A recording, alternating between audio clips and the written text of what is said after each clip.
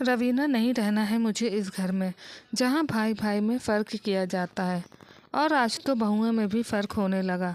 तुम जल्दी से अपना सामान बांधो, हम आज अभी और इसी वक्त इस घर को छोड़कर जा रहे हैं। पवन गुस्से से चिल्लाते हुए अपनी पत्नी रवीना से बोला।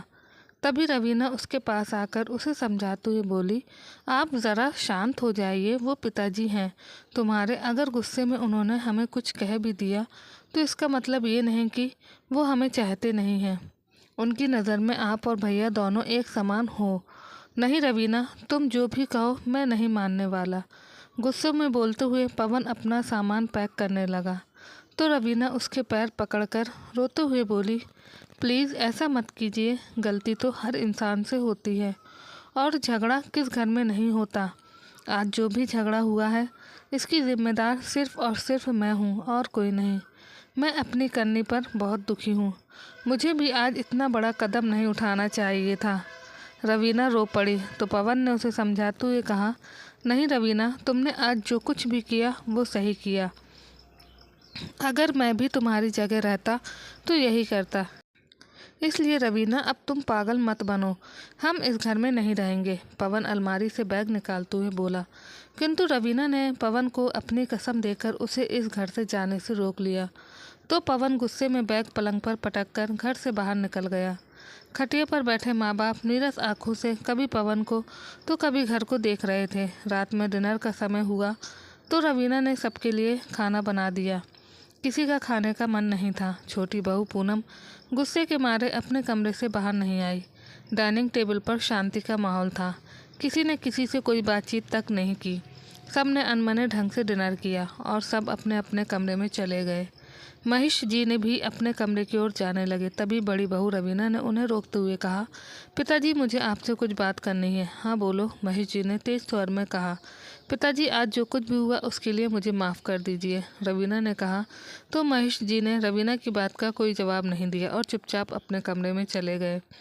रवीना ने अपनी सास शारदा जी से भी बात करने की कोशिश की, लेकिन शारदा जी भी कुछ न बोली। वो भी अपने कमरे में चली गई। रवीना को आज अपने घर की दुर्दशा देखकर बहुत दुख हो रहा था। अपने घर में कभी इस तरह का मनमुटाव नहीं हुआ और आज बात यहाँ तक पहुँच गई कि घर के सदस्य ही आपस में बात नहीं कर रहे हैं। ये सब सोचते सोचते रात के 10 बज गए। 11 बजे रवीना के भाई का फ़ोन आया कि मम्मी की तबीयत ख़राब है और वो तुम्हें यहाँ मायके बुला रही हैं। रवीना ने कहा, ठीक है भैया, आप मुझे कल लेने आ जाना, बोलकर उसने फ़ोन काट दिया और अपने पति पवन से बात की तो पवन ने भी मायके जाने के लिए हाँ कर दी। पवन के सोने के बाद रवीना ने एक खत लिखा कि आज न चाहते हुए भी उसने पिताजी का बहुत दिल दुखाया है। शायद इस खत को पढ़कर पिताजी उसकी भावनाओं को समझें और उस खत को रात के समय चुपके से अपने ससुर महेश जी की डायरी में रख दिया, क्योंकि वो जानती थी कि पिताजी की डायरी लिखने की आदत है और वो रोज़ की तरह जब डायरी लिखेंगे तो ये खत देखकर ज़रूर पढ़ेंगे। खत रखकर वो अपने कमरे में जाकर सो गई। सुबह रवीना ने जल्दी उठकर सारा काम निपटा दिया। तब तक रवीना का भाई विकास भी आ गया। विकास को देखकर महेश जी और शारदा जी चौंक गए तो विकास ने उनके चरण स्पर्श करते हुए कहा कि मम्मी की तबीयत खराब है और उनकी इच्छा दीदी से मिलने की थी, इसलिए दीदी को ले जाने के लिए आया हूँ। तब तक रवीना भी तैयार होकर बाहर आ गई और अपने सास ससुर व पति से विदा लेकर अपने भाई के साथ मायके के लिए रवाना हो गई। रवीना के जाने के बाद सासू माँ ने घर की कमान अपने हाथ में ली। पूरा काम छूट जाने के कारण वो फुर्ती से काम नहीं कर पा रही थी और छोटी बहू पूनम को तो वैसे ही किसी से कोई मतलब नहीं था। मन में आया तो काम किया, नहीं तो नहीं करती। वैसे भी घर में क्या हो रहा है उसे कोई मतलब नहीं था। झगड़े के बाद से तो किसी से बातचीत ना करना, ना ही कुछ बोलना, चुपचाप अपना काम करना और अपने कमरे में चले जाना अब पूनम ने आदत बना ली थी। रात के समय सब डिनर कर अपने कमरे में चले गए। महेश जी भी खाना खाने के बाद अपनी आदत के अनुसार डायरी लिखने के लिए उन्होंने जैसे ही डायरी खोली तो उसमें एक खत पड़ा था। महेश जी ने वो खत खोला और खत की लिखावट देख समझ गए कि ये खत रवीना ने माफ़ी मांगने के लिए लिखा होगा। लेकिन गुस्से में आकर महेश जी ने उस खत को वापस रख डायरी बंद कर दी और आज बिना डायरी लिखे ही सो गए। यही सिलसिला लगातार देर रात तक चलता रहा। तीसरी रात भी महेश जी ने डायरी नहीं लिखी और अपने बिस्तर पर लेटे रहे, किंतु आंखों से नींद कोसों दूर थी। उनसे अब रहा नहीं गया। उन्होंने डायरी खोली तो पहले ही पेज पर लिखा था, पूज्य पिताजी, चरण स्पर्श। मैं जानती हूँ पिताजी कि मेरे द्वारा बोले गए कटु शब्दों से आपको बहुत बुरा लगा है और आपसे माफ़ी मांगने की हिम्मत भी नहीं जुटा पा रही हूँ। मैंने अपने माता पिता रूपी सास ससुर का सच में बहुत दिल दुखाया है, मुझे क्षमा करें। मैं जानती हूँ कि ये खत पढ़कर आपकी आंखों में आंसू आ गए होंगे, लेकिन मेरा उद्देश्य आपकी आंखों में आंसू लाना नहीं, अपितु अपनी भावनाओं से अवगत कराना है। पिताजी, हमारा परिवार कितना हंसता खेलता खुशहाल परिवार था, लेकिन आज पता नहीं किसकी बुरी नज़र लग गई हमारे परिवार को। घर में आज जो कुछ भी हुआ उसकी जिम्मेदार मैं हूँ। पिताजी, गलती मेरी भी है, मुझे पूनम पर हाथ नहीं उठाना चाहिए था। मैं जानती हूँ मुझसे गलती हुई है, लेकिन पिताजी, आपने ये जानने की कोशिश क्यों नहीं की कि मैंने ये कदम क्यों उठाया है? इतना बड़ा कदम उठाने के पीछे भी कोई ना कोई वजह तो ज़रूर होगी ना। आप ही बताइए, क्या मैंने कभी ऐसा उदंड व्यवहार पहले कभी किया है? क्या मेरी शादी के बाद आपने घर में कभी झगड़ा या किसी बात को लेकर बहस हुई थी? नहीं ना, बिल्कुल नहीं। बात तो तुमने बिल्कुल सही कही बहू। तुम तो घर में अन्नपूर्णा, लक्ष्मी, सरस्वती बनकर आई थी। महेश जी खत पढ़ना छोड़कर बीच में ही बोल पड़े और अपनी चेयर पर बैठे बैठे सोचने लगे कि रवीना के आने के बाद तो हमारा परिवार कितना खुशहाल हो गया था। पुरानी बातें याद आते ही महेश जी की आंखों में आंसू ढुलक आए। फिर अपने आंसुओं को पोंछकर खत को आगे पढ़ने लगे। तभी पीछे से शारदा जी ने कंधे पर हाथ रखते हुए कहा, आपकी आंखों में आंसू? तो महेश जी ने आंसू पोंछते हुए कहा, नहीं शारदा, क्या मैं वाकई में गलत हूँ? हमारे घर में जो कलह हुई, क्या इसमें मेरी भी गलती है? बिना झगड़े की वजह जाने मुझे बात का बतंगड़ नहीं बनाना चाहिए था।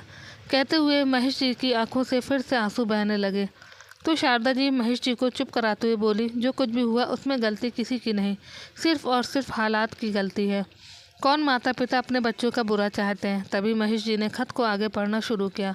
पिताजी, पूनम ने बहुत बड़ी गलती कर दी। उसने जो व्यवहार किया है उसके लिए मैं उसे कभी माफ़ नहीं करूंगी। उस दिन पूनम के हाथ में दूध भरा गिलास था और प्राची का गलती से पूनम को धक्का लग गया। तभी पूनम ने प्राची पर हाथ उठाया।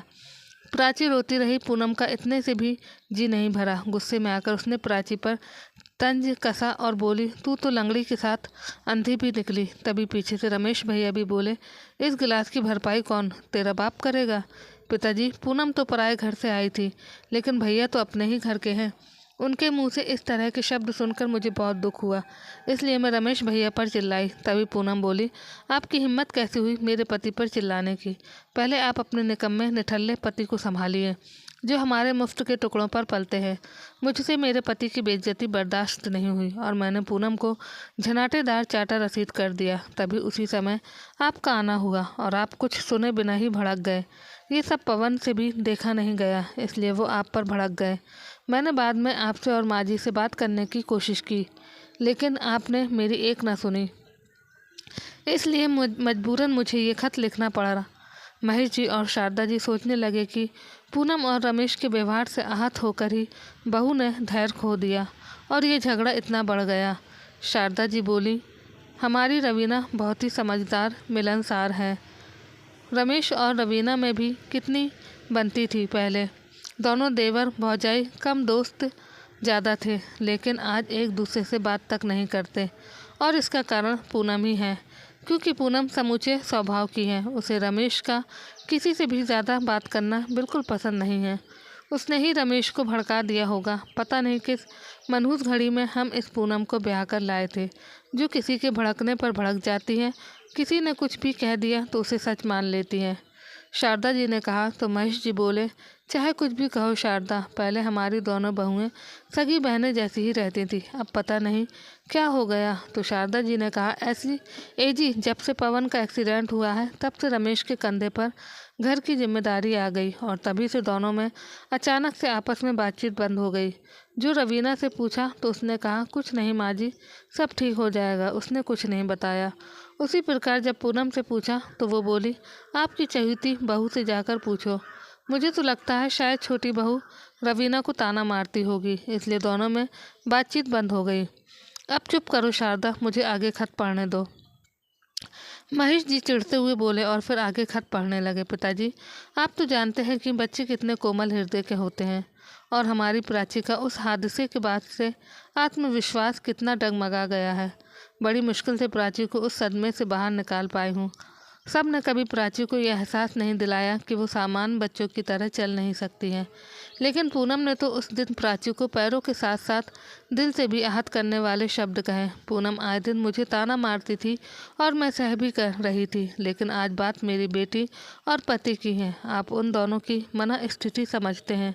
पिताजी, जरा सी बात पर वो अपना आत्मविश्वास खो देते हैं। हमारा पूरा परिवार अच्छे से समझता है कि वो दोनों किस परिस्थिति से गुजर रहे हैं। हमें तो उनका हौसला बढ़ाना चाहिए, लेकिन पूनम और देवर जी ने तो उन दोनों का आत्मविश्वास ही हिलाकर रख दिया। कोई अपने ही बच्चों को ऐसे ताने देता है भला? अगर हम बच्चों का उत्साह नहीं बढ़ा सकते तो कम से कम उनके मन में ही हीन भावना के भाव भी न डालें। पिताजी, आप तो हमेशा अच्छा ही फैसला करते हैं, तो उस समय आपने बिना सच्चाई जाने सारा दोषारोपण मुझे ही दे दिया। बल्कि पिताजी, आपको तो पूरा किस्सा नहीं मालूम था और मैं आपको बताना चाह रही थी, लेकिन आपने मुझे कुछ बोलने का मौका ही नहीं दिया। तभी बीच में ही रुककर महेश जी बोले, बात तो सही है। जिस वक्त घर में लड़ाई हुई उस वक्त मुझे ये भी नहीं पता था कि घर में झगड़ा किस बात का चल रहा है, और न ही मैंने जानने की कोशिश की। तभी शारदा जी बोली, अगर आपको झगड़े की वजह ही नहीं मालूम थी तो आपने बीच में दखल अंदाजी क्यों की? मैं भी उस वक्त घर में नहीं थी, मैं मंदिर गई थी। जब घर आई तो देखा आप गुस्से में थे और मैं आपके गुस्से को शांत करने की कोशिश कर रही थी। तभी महेश जी बोले, शारदा, मुझे गुस्सा इस बात का आया कि रवीना ने पूनम पर हाथ उठाया, और हमारे घर में किसी भी प्रकार की हिंसा हो ये मुझे बिल्कुल पसंद नहीं है। इसलिए मैंने रवीना पर चिल्ला दिया। लेकिन पवन बीच में आकर मुझे ही कहने लगा कि आप हम दोनों भाइयों में फ़र्क करते हो। तभी रवीना बीच में बोल पड़ी, पिताजी, पवन जी बिल्कुल सही कह रहे हैं। अगर आप हम में फ़र्क नहीं करते तो आज आप मेरी जगह पूनम पर चिल्लाते। और रवीना की यही बात मुझे तीर की तरह चुभ गई, क्योंकि मुझे रवीना से इस तरह के अनादर की उम्मीद नहीं थी। इसलिए मैंने उन चारों को कहा कि निकल जाओ तुम सब मेरे घर से। अब तुम ही बताओ शारदा, क्या हमारे हाथ की पांचों उंगलियां बराबर हैं? नहीं ना।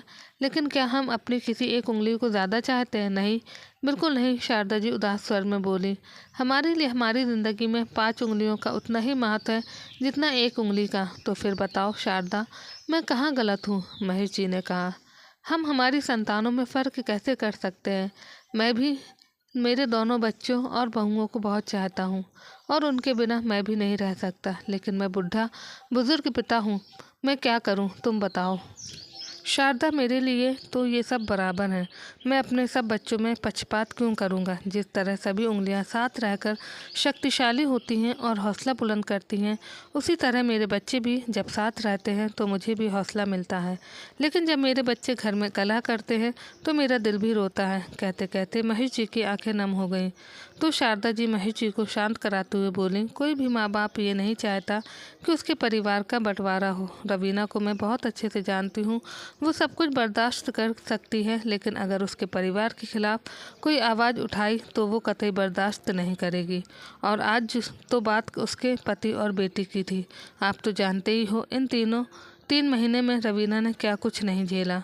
हमें तो ये लगा था कि हमने पवन और प्राची को खो दिया, लेकिन रवीना का खुद पर भरोसा और भगवान पर अटूट श्रद्धा थी कि वो अपने पति और बेटी को मौत के मुंह से बचाकर ले आई। याद है वो मनहूस दिन जब पवन और प्राची का एक्सीडेंट हुआ? हम सब तो टूटकर हिम्मत ही हार चुके थे, लेकिन वो रवीना ही थी जिसने हमें हौसला दिया और खुद भी कभी हिम्मत नहीं हारी। उसके साहस और हौसले की वजह से ही आज पवन और प्राची हमारे बीच में हैं। बड़ी मुश्किल से रवीना ने अपने पति और बेटी में आत्मविश्वास जगाया था, और पूनम व रमेश ने एक ही झटके में उनके आत्मविश्वास को डगमगा दिया। रवीना की जगह कोई और भी होता तो वो भी यही करता जो रवीना ने किया। वो गलत नहीं है जी। तभी कुछ देर रुककर शारदा जी फिर से बोली, उस दिन झगड़े के बारे में मैं भी कुछ नहीं जानती थी। रात को मैंने पूनम से भी बात करी तो वो कहने लगी, मेरे पति पिछले 3 महीने से घर खर्चा उठा रहे हैं। आज प्राची ने गिलास तोड़ दिया और आए दिन कुछ ना कुछ नुकसान कर देती है। हम ये फिजूल खर्ची पर काबू नहीं करेंगे तो फिर घर खर्चा कैसे चलेगा? और अगर रमेश ने कुछ कह भी दिया तो रवीना भाभी को नाराज़ होने की कोई ज़रूरत ही नहीं थी। जो व्यक्ति कमा कर खिलाएगा तो क्या वो थोड़ा गुस्सा नहीं दिखा सकता? लेकिन रवीना भाभी ने तो बात का बतंगड़ बनाकर रख दिया।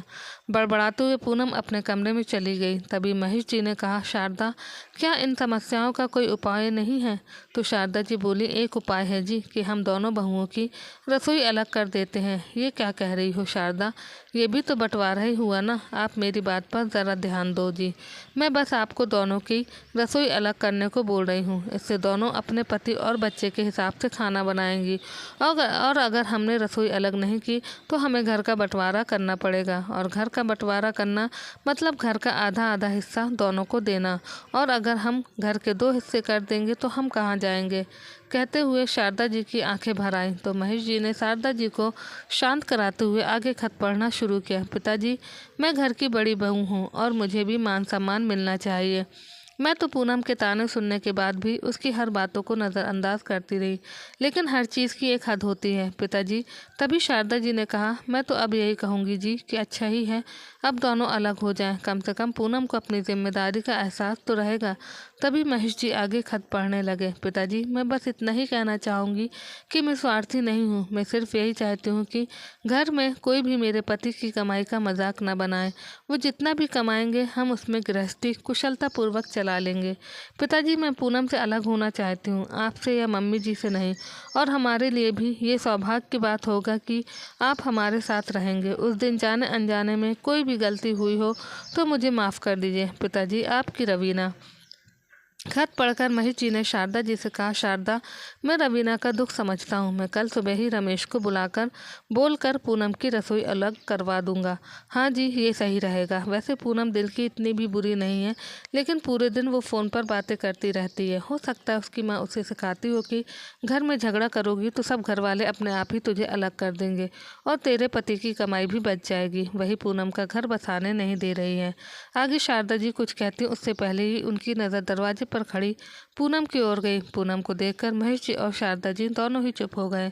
पूनम कमरे के अंदर आते हुए गुस्से में बोली, वाह मम्मी जी वाह, आपने मेरे बारे में ये कैसे सोच बना रखी है? और अब तो आप पापा जी को भी मेरे खिलाफ भड़का रही हैं। फिर अपने ससुर की ओर देखते हुए बोली, पापा जी, जब देखो तब मम्मी हमेशा रवीना भाभी की पक्ष लेती रहती हैं। मम्मी जी को तो मैं हर बात में ही गलत लगती हूँ, लेकिन आज तो मम्मी जी ने मेरी मम्मी के बारे में भी अपशब्द बोल दिए। मेरी मम्मी बहुत अच्छी हैं और उनके खिलाफ मैं एक शब्द भी नहीं सुनूंगी। गुस्से में बोलकर पूनम अपने कमरे में चली गई और जाकर अपने पति से बोली, अब मैं इस घर में तभी आऊँगी जब तुम अपने परिवार से अलग हो जाओगे। रमेश ने उसे बहुत समझाने की कोशिश की, लेकिन पूनम ने उसकी एक न सुनी और गुस्से में बोलकर अपने मायके की ओर निकल गई। शारदा जी और महेश जी आश्चर्य भरी नज़रों से पूनम को जाते हुए देखते रहे।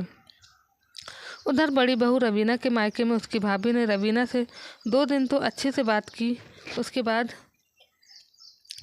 लेकिन फिर वो भी अपना असली रूप दिखाने लगी। फिर पूरे दिन बड़बड़ाती रहती कि मैं अकेले किस किस को संभालूं, मुझसे नहीं की जाती मेहमानों की आवभगत, मुझे तो अलग रहना है। भाभी के मुंह से ऐसे शब्द सुनकर रवीना तो हैरान रह गई। उसने अपनी माँ से बात की कि माँ, भाभी पहले तो ऐसी कभी नहीं थी, अचानक से भाभी को क्या हो गया है जो तेरा मेरा कर रही हैं? तो रवीना की माँ ने कहा, देखो बेटा, ये कलयुग है, यहाँ सब कुछ हो सकता है। अब बेटा तू अपने ऊपर से ही देख ले। तू तेरे सास ससुर की कितनी निस्वार्थ भाव से सेवा करती थी, लेकिन तेरी देवरानी आने के बाद तेरे मन में भी ये ख्याल आया ना कि सब कुछ तू ही क्यों करे? उसका भी तो परिवार है, वो भी सबकी सेवा करे। बेटा ये बता, जब तेरी डिलीवरी हुई तो तेरी सास ने तुझे कोई तकलीफ़ दी? नहीं ना? नहीं माँ, बिल्कुल भी नहीं। मम्मी जी ने तो मुझे बहुत प्यार दिया। तो बेटा अब तू भी ये सोच ले, अगर तेरी देवरानी का बच्चा छोटा है और अगर तुमने 2-4 काम ज़्यादा कर लिए तो क्या पहाड़ टूट जाएगा? नहीं ना? तो फिर तू अपनी देवरानी की बराबरी क्यों करती है? और बेटा तुम पल पल की खबर अपनी ससुराल की हर बात यहाँ मायके में अपनी भाभी को बताती हो। तो देख बेटा, आज वही भाभी तुझे बोलने से नहीं चूकी। बेटी, परेशानी हर इंसान की ज़िंदगी में रहती है, लेकिन इंसान को उसका हल समझदारी से निकालना चाहिए, ना कि उससे मुंह फेर कर भाग जाना चाहिए। अपनी माँ के मुंह से ये बात सुनकर रवीना को अपनी गलती का एहसास हो रहा था। आज उसे अपने ससुर से कही हुई सारी बातें याद आ रही थीं कि कैसे उसने अपने ससुर जी से बंटवारे की बात करके उनके दिल को ठेस पहुंचाई है। सोचते हुए रवीना की आंखें नम हो गईं। उसने अपनी माँ से कहा, माँ, मैं आज ही अपने ससुराल जा रही हूँ और जाकर माँ पिताजी से माफ़ी मांगूंगी। मैंने उनका बहुत दिल दुखाया है।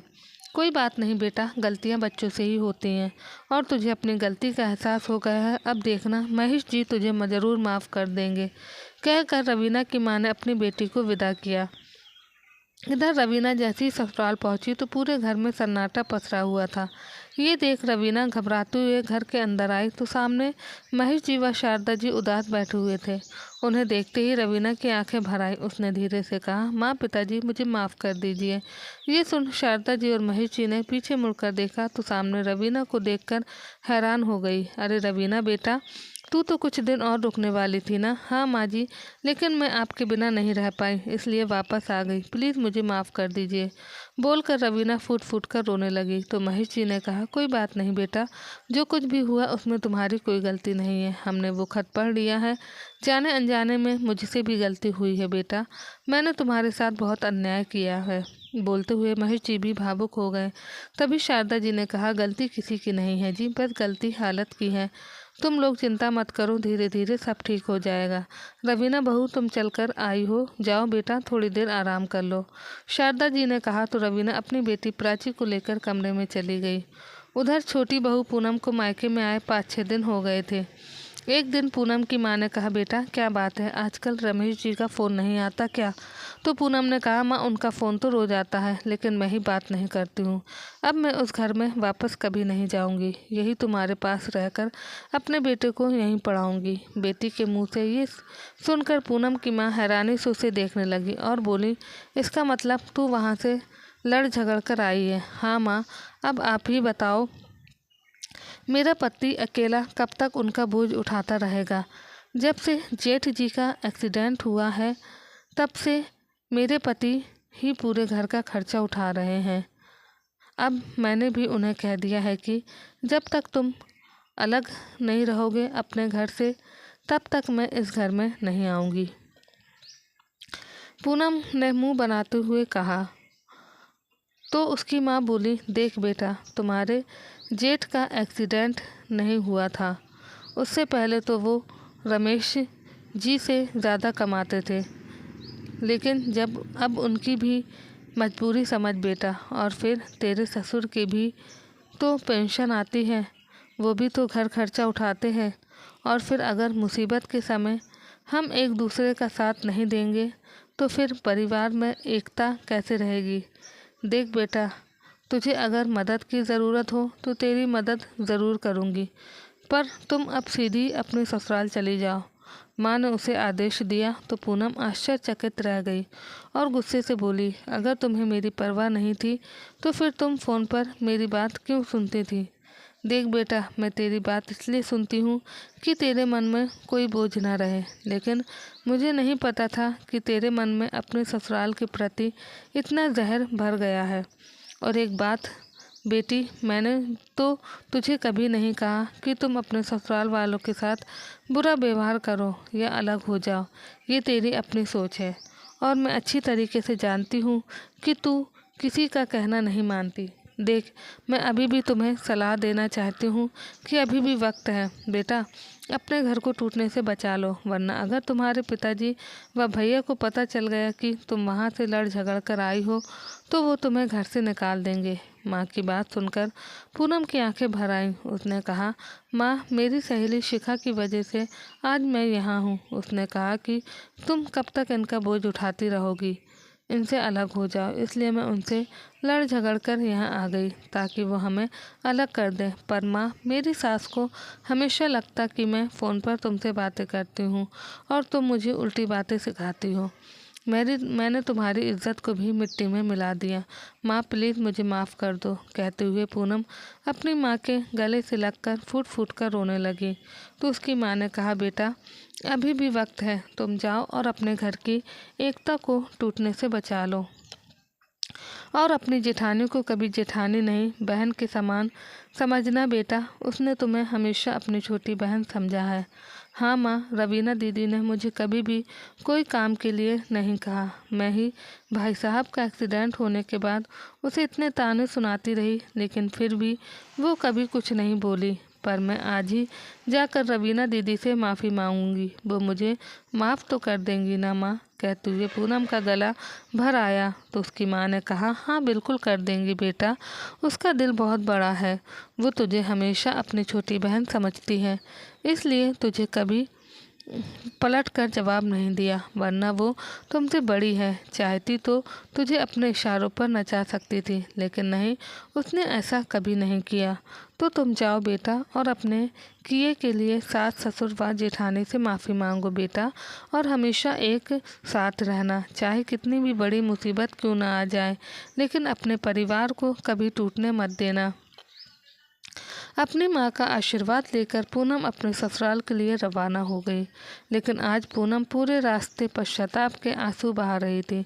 ससुराल पहुंची तो रवीना रसोई घर में खाना बना रही थी। सास ससुर सामने बैठे प्राची के साथ खेल रहे थे। पूनम उनके पास जाकर पैरों में गिर गई। प्लीज़ माँ, पिताजी मुझे माफ़ कर दीजिए, मुझे नहीं होना आप सबसे अलग। अचानक पूनम को अपने सामने देख शारदा जी हैरान रह गई।